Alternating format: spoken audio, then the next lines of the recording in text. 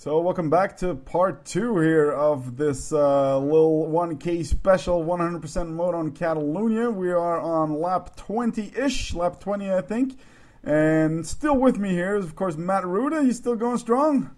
Indeed, going strong. I hope you guys have gotten your coffee and or cocaine because knowing Catalunya, we are in for another 20 laps of interesting racing, which means watching the field train behind us. Yes, we'll call it Defensive Driving 101. Indeed. So alright, let's start up the vid here in 3, 2, 1, go! So yeah, indeed, we were on lap 20 in the final sector, heading up to lap 21. And yeah, like you said, Defensive Driving 101, it's pretty much, that's the only way I could figure to have any chance on Catalunya. Like, that's why I started on the primes as well. If I would start on the options, I would waste all that fresh option time, because my times basically don't matter here, because I know I'm not going to be able to make a gap. So if it's a second or so slower on the primes, it's no bad, but I can really use the edge at the end of the race when I'm going to be on fresh options, and most of the AI is going to be on, you know, older primes. So yeah, a bit of strategic thinking, I'll assume. Yes, Rob chirping in there, letting us know that the engine's at optimal temperature, which is of no use to us whatsoever. Yeah, it has no effect on performance, and you know, he says about the tires as well, but they always seem to be at optimum temperature anyway. Well, to be fair, they are Bridgestones, so they pretty much are just solid rubber going around a track. Boring. Yeah, if you think about how much it's changed with this year's Pirellis, it's just a godsend. It's another blog post I did. You know, I'm doing that regularly on every race. I watch back to 2010 and then put a blog post up and make some predictions. And yeah, Valencia was just such a prime case of how much the Bridgestones really just didn't add anything to the races and how cool Pirelli is. Because Kobayashi stayed on the hard tire until 4 laps or something till the end without any problem. Weber pitted on lap 8 for the hard tire and raced till the end without any problems. Well, but then again, for Weber, the end was about 9 laps later when he decided he wanted to get some wings. Oh, yeah, that's a detail. But he would have made it to the end on the tires if he didn't decide to, like, bunny hop Kovalainen. Who knows? Maybe he thought he was just, you know, a good-looking Finnish girl just from the back. I mean, who knows? You never know with those kind of things, but yeah, I can definitely see your point. The Bridgestones, I'm all for durable tires that don't just implode like Firestones did back in the early turn of the century, but you know, it was just way too different. You know, you never saw any kind of tire strategy. It was just get the softs out of the way as soon as you can, get on the hards, and just keep driving. Yeah, and plus, you know, tire conservation skills were really not that important, you know. It was pretty much everybody in every car could get those tires to the end line and still pull reasonable lap times. Yeah, it seemed almost like a formality taking your pit stops in the middle of the race. It just... Everyone could. I seriously think, although the Sauber has proven, especially, you know, throughout this year, even with Pirellis, to be very easy on the tires, them doing a one-stop in Australia, I'm really confident that anybody, as long as, you know, you didn't drive flat out all the time, balls to the wall, they could get any of those Bridgestones to the end of the race. Yeah, if there wasn't the mandatory dual compound use rule, they probably would have indeed. We would have seen a lot of no-stop races. Would have just been kind of just like a 3-lap sprint on F1 2010. Yeah, basically. Anything below 20% races has no pit stops. And, well, so it's either 3 laps or 10%, I think you can do. So, yeah, definitely. Or back in 2005, Alonso's first championship, they had the single tire. Oh, yeah. That was someone looking around the outside. Look at that. That Aussie bastard's taking a look upside you, but then you said no. Eat this Vegemite and get off my ass. That's right. No siree. You go eat some gravel, you fucker. Takes Alonso with him, and Rosberg decides to split the middle there, so we got a Mercedes on the podium right now if the race were stopped. Yep, and Hamilton, very much unlike real F1. Yeah, the Mercs, they're struggling this year. Well, last year they were struggling as well, so it's not news, but yeah, they just can't seem to get it right. It seems they're like back to the old Honda days, you know. Just not quite getting it right. And well, Honda produced some absolute dogs, but yeah, it's strange, you know. They have a good team. They got Ross Brown. They got Schumacher, even though he might not be on top of his game. He must be invaluable when it comes to development work. You know, the guy has so much experience.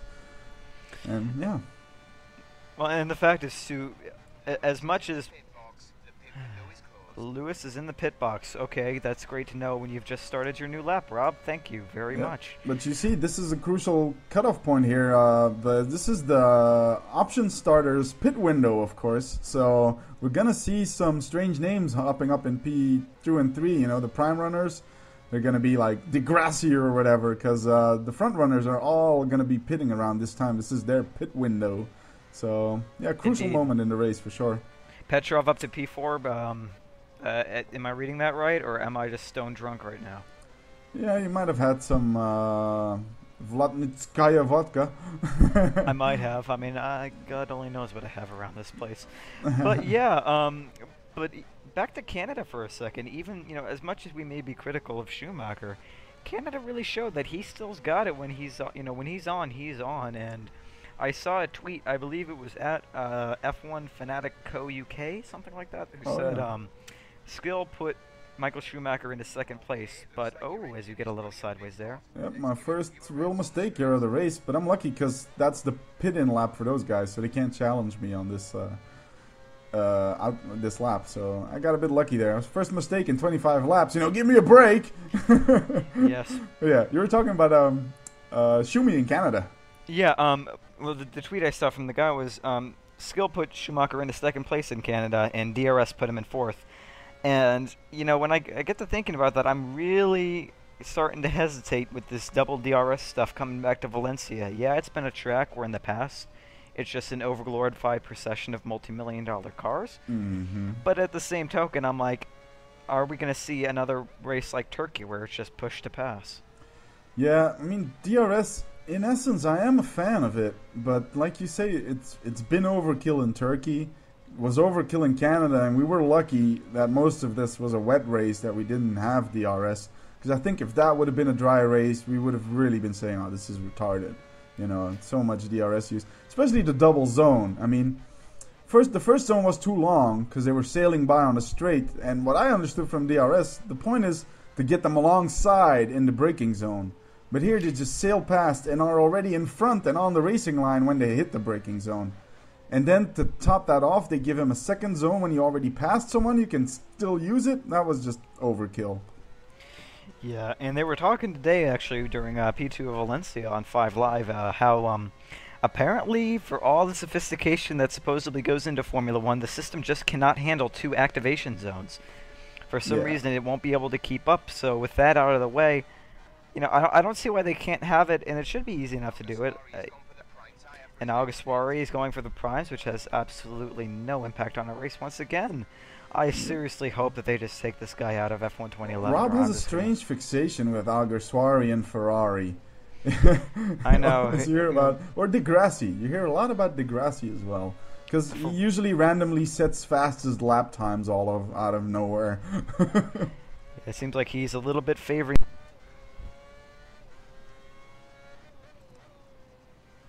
Matt, you cut off there. You still here?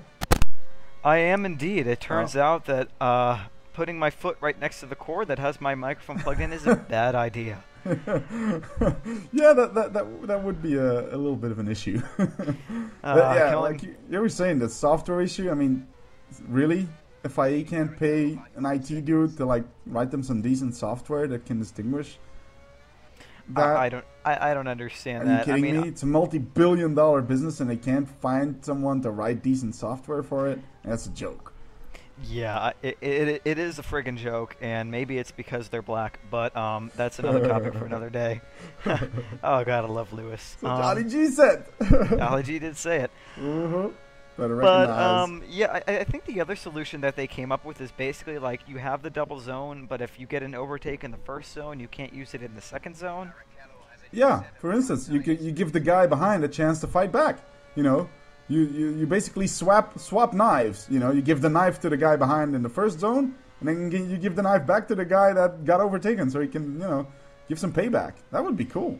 Exactly. I'm sure that the higher ups at Renault would love to hear that assessment. Yeah, Mr. Lux. Exactly. Mr. Lux would love to swap knives or champagne bottles. Oh man, it's all been overblown. Soutel just wanted to give the guy a shave and he slipped. Oh, he was just trying to give him a hug, and he just was drinking at the time, and one thing led to another. And Yeah. he showed him that my champagne is sharper than you. Yeah, you gotta. And it's weird. There hasn't been more details out on what happened. I mean, half the F1 paddock was in there. I mean, yeah, it's been a lot made that Lewis Hamilton was present, but I've seen a picture of Alonso present in the club that very same night. Pretty much half the F1 paddock was there in that club. So I'm surprised that more details haven't come out. It's still a bit dodgy on that whole affair, and yeah, Soutel's in a bit of a mess because, like yesterday, it was announced that Eric Lux's lawyer actually did file the complaint. Now it's official. Now he filed it in a German court. Yeah, so he has an official criminal complaint against him. All through this, Soutel's been saying that, oh, it shouldn't affect my drive. Well, it'll affect your drive if you're in jail, which is it'll probably be more on the terms of a heavy fine. But at the same time, I mean, if you get arrested, you're not going to be driving an F1 car. Well, there's the whole thing, this regulation of not putting the sport in disrepute, which is still existing there. And I'm pretty sure an F1 driver getting arrested for physically assaulting someone with a broken glass, that doesn't reflect well on F1.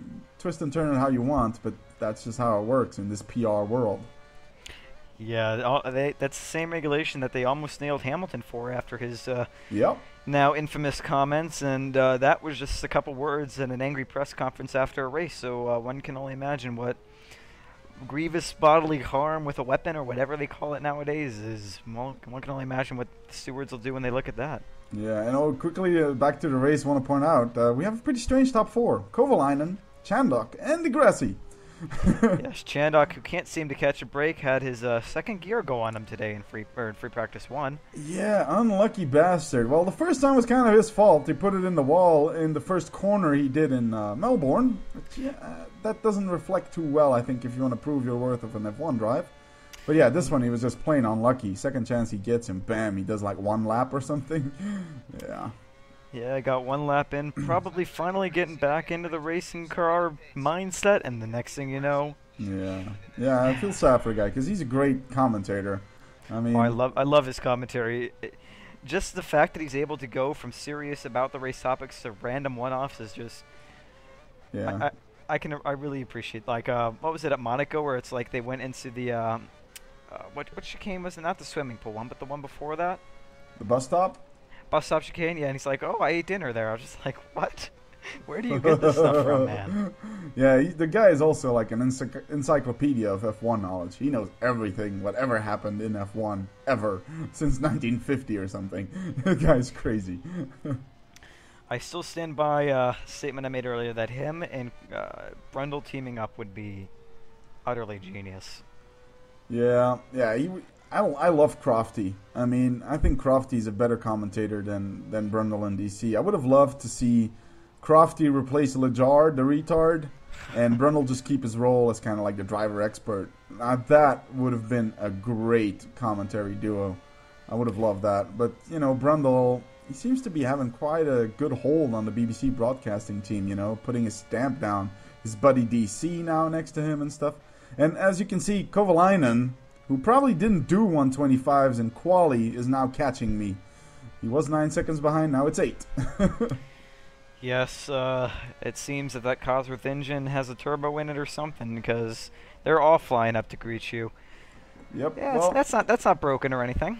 Yeah, no, of course not. That's the thing about this game. I mean, the AI seems to be coded to do laps relative to the position they are to you, If they're close to you, they seem to be all of a sudden flying. It's pretty crazy to have a Lotus doing these kinds of time. And also their position on the track, Kovalainen's running in P2, so he's running the pace a P2 runner would run. Which is utterly retarded, of course. But at least I don't have a Truly train behind me now. Well, it's because the Truly train is back a couple corners behind you, it seems. It seems that even though Kovalainen is catching you, Or actually, there he is there. I would assume that's Kovalainen there on the mini-map. Yeah, But if you go back a little further, it's just a whole line of cars that are going to come to greet you when you decide to come in for those nice options. Oh, yeah, for sure. That looks to be Degrassi doing a little truly train. Although the guy in front is still a bit ahead. And Hamilton firmly in the pack. Surprised he hasn't crashed out yet. Yeah, I'm surprised he hasn't found a wheel well that he enjoys. And as you're taking a very eccentric line there, did decide take a drink at that point or something? I was getting tired at this point. I got a cramp in my leg. And I think you'll see that at some point. I'm actually going to pause the game for like a minute or two. And, well, I cut that out of the vid, but I just got a cramp in my accelerator leg. And I couldn't drive anymore, so I figured, I need to walk for a bit here. Because, errors starting to creep in. I was on the throttle a bit too early here. You get the option C. Ooh. Yeah. I do indeed see. I see what looks like a very typical moment from some of the lower rung tiers from Valencia. It seems a lot of people are getting caught out this time at Valencia. I don't know if that's something to do with them not running the diffuser that they're used to, but it just seemed the number of people going off track at Valencia this last two sessions was insane. It's known as well in Valencia that it's a track that really rubbers in a lot over the weekend. It's very dusty, and here you see this is like a very, very messy lap, and it gains Kovalainen at least 2 seconds. Because I was just, getting really tired. I needed a break, and I think at this point I think I'm going to take a break here at the straight. I'll see me pause it. But yeah, I think part of it is also due to just Valencia. I mean, that's what they say at least. It's just a dusty track, and it's one of the tracks that knows the biggest evolution over a race weekend. No, doesn't look like I'm pausing just yet. There's going to be a pause somewhere around these laps. So that might explain why some of them just misjudged the grip they had. We saw it in Canada as well, a track that's notorious for that as well. In the first practice sessions, Vettel hitting the wall of champions, for instance. But plenty other crashes in FP1 and 2 as well. Yes, that wall of champions moment had to be the number 2 moment of that race for me, besides Button winning, was the wall of champions coming out to greet Vettel and give him a nice big hug. But yeah, I felt bad for Hulkenberg in free practice 1. The guy's probably gonna be the replacement for Sudal when he goes to jail, if he goes to jail, I should say, and gets out there for his practice session. And not only does he go in the wall and lose himself time, but the rest got 10 minutes in free practice too to drive around, and that was it. 7 laps the guy managed to pull off, and he was still 7/10 behind Sutil, but that's not a mean feat. I mean, the guy's never raced on this track, which I don't get. Why don't they give Hulkenberg Sutil seat for FP1 on a track that your rookie doesn't know? Surely he needs all the practice he can get. Why don't you let Hulkenberg? And it seems to me that most of the time Hulkenberg, there's my little pause. Hulkenberg seems to be getting the rest of the seat for FP1, which doesn't really make sense. I mean, you want to put your rookie giving him the most seat time. I didn't really get that. I don't understand that. But then after the whole Renault debacle, when they were trying to figure out what to do with Kubica's seat, I kind of think that a lot of the teams just don't have their stuff in order. I just don't understand it. Like, shoot, I forgot his name. Who's the reserve driver for Sauber? Not being Gutierrez. There. Gutierrez, yes. Gutierrez, yeah. Being in Mexico, basically having to come over to De La Rosa and say, "Get your ass on our car," and that just didn't make sense. I'm like, why would you not have your only reserve driver? Well, it kind of showed that Gutierrez was part of the Perez-Carlos Slim deal. It's like, okay, yeah, we'll take him on as our test driver. He'll do a couple laps in our simulator and, maybe sit on the pit wall sometimes. But I think Sauber made the correct decision, not letting the guy race. Hey, some relevant information from Rob. Told me how far ahead I am of Kovalainen. Yes, that Lotus is reeling in this McLaren. Yeah, very realistic. Never thought I would ever be saying, "Oh my word, that's one heck of a spin there." Yeah, just caught Seems like that one. little break did absolutely nothing to help your performance. Well, the first lap I needed to get back into it, but after this, I think I was pretty much on the ball again. I just had a tough time between lap 31 and this lap. I think here I'm gonna, be on the ball again. Of course, it cost me time. Cost me, like, in total, maybe 4 or 5 seconds, all those little mistakes, which might be crucial in the end, of course. But I do like the idea. I mean, with the restriction of car testing, most teams need to do something like Force India is doing, and Toro Rosso is put their reserve drivers in the car in FP1. They need to do that, and if they fuck up, they fuck up. You know, it's messed up for Di Resta and stuff, but they need to do that. But then, of course, you need to have a reserve driver that's ready for F1. You know, not just get someone because he's part of a sponsoring package. Because I understand they don't want to put Gutierrez in there. The guy has no experience. He's doing, Formula Renault or something in his first year or second year. I mean, I understand they didn't want to put him in a race just yet. But he would have been ready, probably, if they would have put him in FP1 for the first 6-7 races of the season. But they don't do that. Yeah. Yeah, and I don't understand it. I mean, I agree with you that they need to put them in the car, but at the same time, you know, why not put them in the seat of the driver that has the experience? Yeah. You know, Sudol, for all of his, despite the fact that he's sliced and diced his way through a club, he knows the track. He knows what he's doing, and he's got the experience. So why not put the, driver who has no experience in that seat so the other driver who has no experience can get practice instead of... You know, in theory, the whole switching back and forth thing would make sense if they both had a little bit of time at every track. But when one absolutely has never raced a track in reality, maybe on the simulator, maybe on, in the video game, which I've heard from a couple of the drivers in different interviews that they actually play, which is quite cool. Yeah, I've seen that as well. There's even a vid out of Hamilton playing it with Jake Humphrey and his brother Nicholas. Playing F1 2010, and he's cheating. He's cutting the Monza chicane in that vid. Exactly. Which when I saw that and compare that to what has been happening, I was just like, maybe you might want to take that video down just because it'll feed some of the people out there who are. And what surprised me is Hamilton was playing in TCAM. I figured if of anyone an F1 driver would play in cockpit mode. Oh, and our good buddy Sutil, the glass man.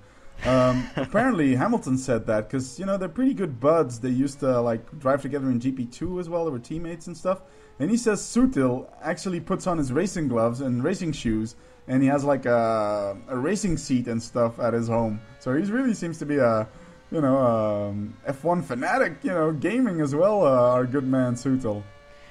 Yeah, I can't imagine me getting in the gloves and the boots. That would be awkward to just have people walk into my apartment. Hey, what are you doing? Yeah, especially if you get a helmet on as well. Oh God, one can only imagine. But yeah, no, I'm just looking up. Gutierrez is currently in GP2, I believe. Oh, he's in GP2. Okay. GP2. He's got 4 races under his belt, and is this his first year? Yeah, first year. Only has 5 starts in GP2. And funnily enough, he's actually younger than I am. So there you go. Yeah, how old is he? He is 19, born August 5th, 1991. Well, Vettel made his debut at 19, right? Alguersuari did as well. So I believe so. But it's just funny to think that all these people are that young and they're driving cars at 200 miles an hour. I'm not envious or anything. Yeah, you tell me. I'm 28. I would be an old F1 driver almost at this point. I'd be, Massa's 29, I think. I don't know if any F1 drivers are 28. Hamilton's 26. Maybe Sutil's 28. It could be. Should hang out at the club with him. As you can see, you might not want to hang out at a club with Sutil. Well, if he's my buddy, you want to have someone like that on your side. You won't get into any shit then. As you can see, I'm holding the gap to Kovalainen at 3 seconds at least now. You're making a bit of a gap there. Still don't know how the hell he's managing that. Ooh, getting a little bit sideways there. Yep, but as you see on the mini-map, the guys who made their pit stops are already back up there. Look at Vettel. Look at Massa. Felipe Massa. We haven't really talked about Felipe. Felipe, baby, be cool yet. No, we haven't talked about him because it seems like every time we talk about him on Twitter, it ends up being just a flurry of sexual puns. Yeah, indeed. That is a bit strange. But, yeah, Massa. He was okay in Canada. He was doing pretty well, actually, especially in the race. I mean, he was only a couple hundredths behind Alonso in quali. And in the race start, he seemed to be faster than Fernando. He was pushing Fernando, definitely, in the first couple of laps before Hamilton, the whole Hamilton button incident. Indeed. And but then it got strange in the second half. First getting stuck behind Kobayashi for as long, and I mean, granted, it's no mean feat passing Kamui, but getting stuck behind him, kind of like Petrov and Alonso in Abu Dhabi, and then going up Karthikeyan's ass for no reason whatsoever. It was a strange second half of the race for him. Yeah, it was a bit of a brain fade for him there, that Karthikeyan moment, and yeah, that ruined his race for sure. I mean, he could have been up there with the Schumi Weber button fight. He could have been up there if that hadn't happened. So yeah, Felipe baby. Yeah, and another messy lap here, as you can see. That's the second mistake this lap already. But the primes are getting worn down here, so you'll excuse me for that. It seems like you're on target for your pit stop in another couple of laps. Yeah, it should be around lap 42 if I remember correctly. So yeah, the primes are nearing the end of their life. You can see that nice little mod I have showing the wear on my Pirelli P0s. Indeed, and what do you think about them switching the option compound for Valencia from the super soft to soft? Kind of happened unexpectedly, just like, oh, and by the way, we're changing tire compounds. Yeah, well, it's pretty much a wild discovery ride for Pirelli as well, I think. They just taking it race by race, and they don't have any data really on the track. They can't predict how their tires will react to the track surface, but they have no way to really know. And I think they were just afraid that the super soft were gonna degrade just too much, and because Pirelli has said himself, Paul Hembury from Pirelli has said, 4-stop races, it's a bit too much for us. They want 2 or 3-stop races, and I think they were just a bit too worried that the super soft were gonna degrade too quickly. So now we have the debut of the medium tire as well. Going to be interesting to see, especially how Ferrari copes with that, because it seems like the harder the tire, the more Ferrari struggles. But Alonso is doing pretty well in FP2 in any case. I think when you say Ferrari struggle, you mean Massa, because Alonso seems to be able to adapt to whatever. I mean, he really is the number one of Ferrari right now. There's no argument. Oh, yeah. I love Felipe, don't get me wrong, but Alonso just seems to have that edge, kind of sort of like the Vettel and Webber side. I mean, whenever Massa gets the hards on, he just struggles for pace, and he cannot keep up. Resist sexual pun. Well, remember Lee McKenzie asking Paul the rest of that, asking him about his hards on, and I was just like, do you know what you just said on live TV? How do you feel when you have the hards on? I won't offend our English viewers by trying to do a Scottish accent. So. Yeah, but gotta be fair. In Spain, once Alonso put the hards on himself, he was nowhere. I mean, he went from leading the race to being a lap down in Spain, and that was the last time we saw the hard compound in action. Now, Ferrari have said they got on top of their issues with the hards, but I think in Silverstone they're gonna have the hards back. So definitely interesting to see. That'll be the real judge on how Ferrari is doing this year, and I don't think it's gonna be pretty. I don't know. I mean, they have pace here at Valencia, but then, like you said, after that, it's back to as you were with the hard compounds, and I just don't know. They say they've gotten on top of it, but then again, Red Bull are saying that the blown diffuser ban hasn't really affected them when, you can't really judge from practice sessions because you don't know who's sandbagging, but, even in practice, you could see the Red Bulls had a clear advantage, and now you got Ferraris and McLaren's mixing it up there. Well, now in Valencia they can still run their diffuser at normal levels. The off-throttle 10% ban is only for Silverstone. What's now is they can't use their uber-aggressive engine map anymore for quali, which indeed, I mean, Red Bull, they say they're not too bothered, but you wouldn't hear so much bitching from them if it wasn't going to affect them too much. We've had Adrian Newey bitch about it, now Horner's bitching about it, It's kind of mixed signals, they're saying, oh, we're not too bothered, but then they are still bitching about it. So I think pretty much everyone's expecting at least some of the Q3 edge Red Bull has is going to dissipate with that ban. Now we have the aggressive engine map that's gone, but especially in Silverstone when they can only blow off throttle 10% as opposed to 100% now, I think then we'll really have an idea. And I think definitely Red Bull and Renault is going to be the most affected. I think Renault is even worse off because they basically have built their whole car around the concept of, blowing the floor and front exiting exhausts. So their car concept is basically all about maximizing that. And if they get handicapped like that, I think Renault is going to be the most hit, with a close second being the Red Bulls. Yeah, I'm afraid it'll turn into a situation kind of like what you would have seen if they banned the double diffuser mid-season for McLaren. McLaren basically just based their entire car around that concept, and it worked brilliantly. And I don't know what I think about it, just because it's like, the engine mapping thing, I agree that whatever Red Bull is doing is insane. I mean, Lord only knows how much fuel that they're using with that off-throttle, or not with the off-throttle, but with the aggressive engine mapping quality. And yeah, it's gaining them the advantage, but it kind of goes against the whole green image, let's make cars run off of sunflowers that the FIA have. Yeah, I think a lot of it has to do with that Renault press release after Australia. All proud and boasting, look, we used 10% more fuel than necessary. Yeah, look how cool we are.